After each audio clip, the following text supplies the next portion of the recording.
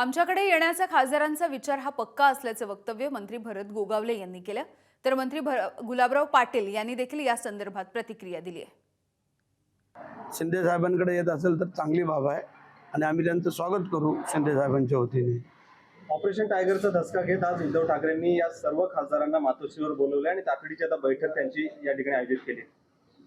बरोबर आहे, आता पक्ष नेतृत्व म्हणून त्यांची जबाबदारी आहे, त्यांनी ते मीटिंग घेतली असेल, परंतु मला वाटत नाही आता ते लोक ज्यांनी विचार केलेला आहे ते थांबतील, कारण पाणी डोक्याच्या वरनं बहुतेक गेलेलं आहे आणि काही दिवसामध्ये ते आपल्याला पाहायला मिळेल की वस्तुस्थिती काय आहे। आता त्यांनी मीटिंग घेऊ नये तर आणि काय करू, परंतु त्यांनी जो काही मनामध्ये विचार केला आहे तो नक्की केला आहे आणि पक्का केला आहे। त्यासाठी मला वाटतंय की ते 7 खासदार आता लवकरात लवकर शिंदे साहेबांच्या सानिध्यात येतील असं मला वाटतं।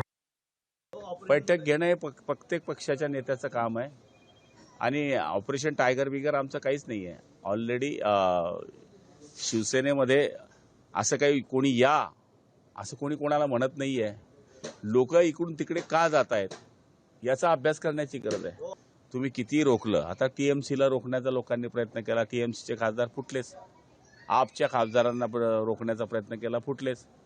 ज्याला जायचं आहे तो जातोच, मग एक जण म्हणो की 2 जण म्हणो, जाणारे जाणारच आहेत।